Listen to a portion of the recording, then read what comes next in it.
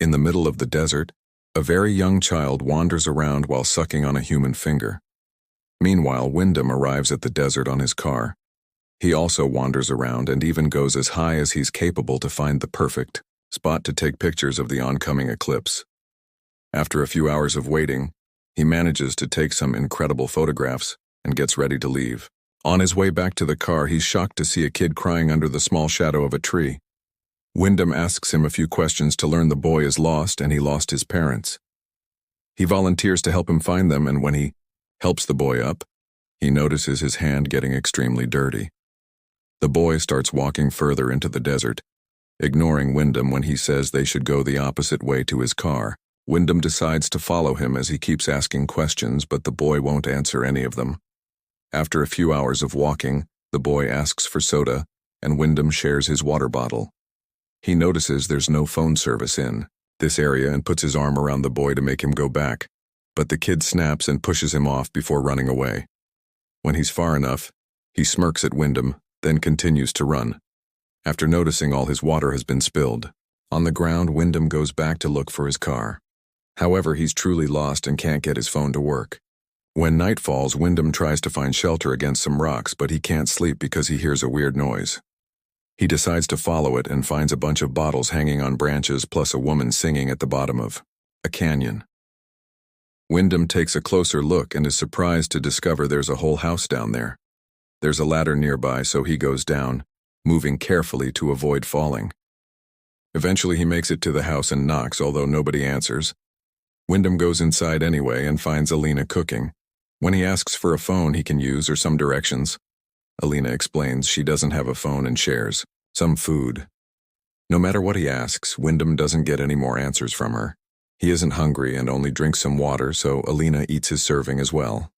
After dinner, Alina invites Wyndham to stay for the night, and he can't help staring at her while she changes. The next morning, Wyndham wakes up first, so he silently gets out and relieves himself while looking at a strange painting on the canyon. Then he tries to finally leave, only to discover the ladder is gone. Since Alina is still sleeping, he decides to grab his camera and take a bunch of pictures, finding more weird paintings as he looks around. There's also a cage and a peculiar animal skull. Suddenly he hears a noise and finds Alina fixing the roof. He helps her while asking about the ladder, but Alina says she doesn't know where it is because people take it sometimes. It could be back later or on a few days. Wyndham demands to know how to leave. However, Alina explains the ladder is the only way out. Afterward, Wyndham tries to climb out of the canyon, but it's impossible without the right equipment. Yelling for help doesn't do anything either. He comes down covered in dirt, and Alina convinces him to let her wash his clothes. Later that night, Wyndham comes out when he thinks he hears some noises similar to voices. But he doesn't see anything. The next day, Wyndham searches the house until he finds bandages for his hands and a hammer, which he uses to try and climbing again. As he goes up, he continues to hear the strange noises and confirms they're boys' voices. Suddenly, someone throws down a pig head, causing him to slip and fall. Wyndham wakes up in the evening feeling unbearable pain because the hammer is stuck in his leg. Alina soon comes to remove the hammer and takes him into the house. For the next few days, Wyndham stays in bed having hallucinations because of the pain. Sometimes he thinks there's a boy in the house with them. Meanwhile, Alina is going through her monthly bleeding and uses it to add a mark on the wall. When Wyndham is finally feeling better, he discovers he has a limp and can't climb anymore, so he goes outside to yell for help. The kids won't answer, and Wyndham goes on a rant about his need to return to normal life while asking Alina to do something. She doesn't answer any of his questions and only says she can take care of him, but he asks her to leave him alone. At that moment, a few boys finally appear on top of the canyon and Wyndham begs for help. They agree to lend him a hand, but first they want to know his favorite color, so Wyndham answers red.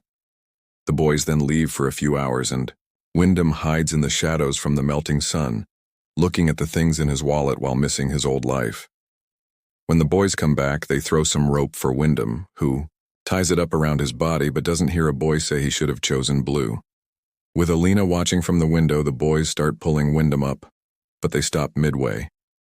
Starting to lose his mind, Wyndham yells at them and tries to climb the rope, but it makes his wound hurt more. The boys leave him hanging for a few hours and Wyndham's skin is becoming red because of the sun. Suddenly, a boy starts peeing on him while the others move the rope from side to side and chant in a mysterious language. A terrified Wyndham begs Alina for help, so she comes out and scolds the boys in the strange language, causing them to lose control of the rope. Wyndham hits his head against the canyon and passes out. In the evening, Wyndham wakes up in bed. He immediately tries to run away, but he barely takes a few steps before collapsing. When Alina comes to check on him, she explains the boys are strays that the desert brings together. She also says Wyndham belongs there now, so he should behave and stay silent to survive. The boys then appear on top of the canyon again and start spiting at him, while Alina has her dinner inside, ignoring the screaming. From then on, Wyndham has no choice but to accept his new life with Alina. Noticing his clothes have been ruined, Alina offers him new ones from a trunk, and Wyndham is surprised to see she has many men's garments. Later, he helps with the farming and plants some seeds because somehow the ground is fertile on a very specific section of the canyon. He's interrupted by one of the boys sending down a box of things, which Alina quickly takes inside. When Wyndham asks where they found it, she says it doesn't matter and lets him keep the bottle of whiskey. As days pass, Wyndham grows frustrated because Alina only talks when necessary and doesn't engage in actual conversation. When he complains about it, she announces he's drunk enough and stops him from grabbing the bottle again. That night he hears the boys being loud and runs outside, ignoring Alina's warnings. He grabs an axe for protection and searches the area until he finds one of the boys dressed as a woman, while the others run nearby laughing. They distract Wyndham so the crossdresser can tackle him to the ground and lick his face, calling him the F-word. Wyndham manages to push him off and runs back into the house, yelling as he demands an explanation. A nervous Alina only says he's scaring her, yet Wyndham yells some more before taking back the bottle to keep drinking. When Alina tries sending him to bed, he refuses and points out he isn't some boy that takes orders. He's a real man. Alina agrees he's a man and proceeds to undress. After washing her body, she embraces Wyndham and comforts him until he does the naughty with her. She doesn't look like she's enjoying it, and the boys chanting can still be heard outside. A few weeks pass and Wyndham is happy to see the plants are growing. While he's farming, a boy named Lepus appears and asks about the process. Wyndham teaches him a bunch of things and offers to tell him more in the future. Lepus thanks him by throwing him some candy, promising to find soda for next time. After the boy leaves, Wyndham keeps farming and is surprised to find a ring and some keys under the soil. In the evening, Wyndham asks Alina about the old picture on the wall. She explains that woman isn't her mother, it's the first mother, and she doesn't know much about her. Alina also announces that she's pregnant, but she doesn't expect Wyndham to be a father. Furious, Wyndham accuses her of planning it all and refuses to let a baby grow in this environment, calling Alina an inbred half-wit. Sometime later, Wyndham hears some birds coming after his plants and runs outside to scare them off, but unfortunately the crops have already been destroyed. Alina comes out to help too, and they work together to fix what they can. That night, Wyndham can't sleep because Alina keeps on singing outside. One morning, Wyndham is running around the canyon to stay fit when suddenly he sees a plane fly by. However, he doesn't even bother to yell, knowing they won't see or hear him. At that moment, Lepus shows up and apologizes because he couldn't get soda. Wyndham is eager to teach him anyway and wonders if the boy doesn't want to leave. But Lepus explains they aren't allowed to leave the palace. Refusing to give up, Wyndham tells him that Alina is pregnant and that they could leave together to form a family, so Lepus agrees to come back to help after the other boys fall asleep. Alina overhears this and is touched by their words. They're interrupted by one of the guys who takes Lepus away. In the afternoon, Alina cleans Wyndham's wound, which slowly opens to reveal an eye. However, this is just a dream. During dinner, Alina surprises Wyndham with some questions about the outside world. Wyndham tells her what being free is like and has to explain what a cheeseburger is. He also admits that if he leaves, he'd miss the silence they shared.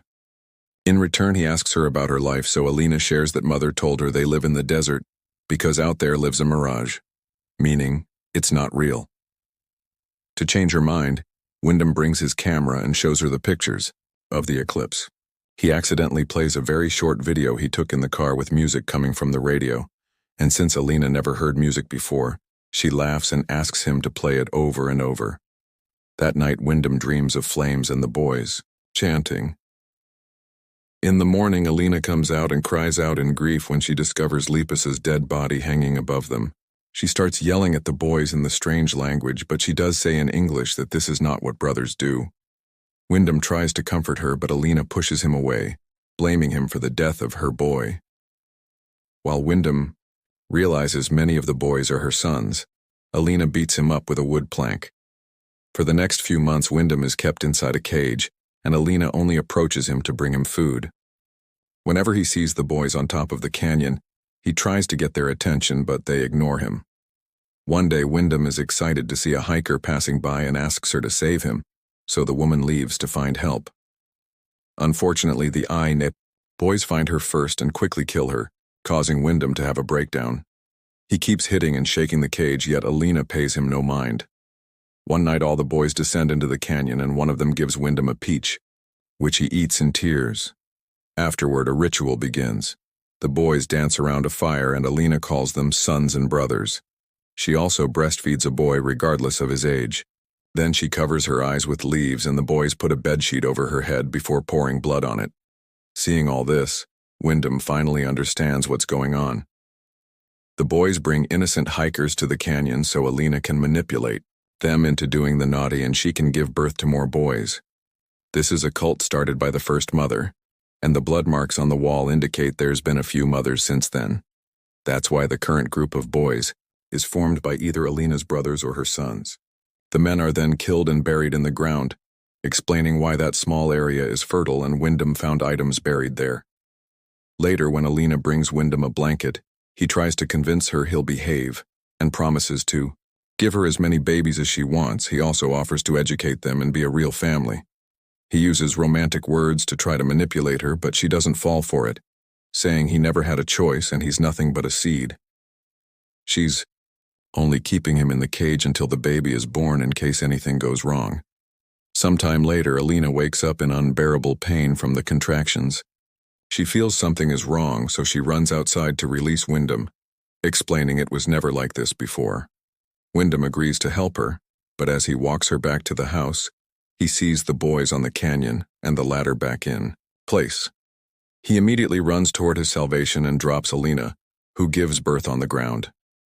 Wyndham freezes when he hears the crying and decides to meet his baby girl after all. Alina lets him hold the baby for a few minutes before taking her back, explaining this girl will become the new mother. She thanks Wyndham for his cooperation before the boys surround him and kill him by slashing his neck. Later, Alina puts Wyndham's things in the trunk with the other men's. Outside, the body is being eaten by worms.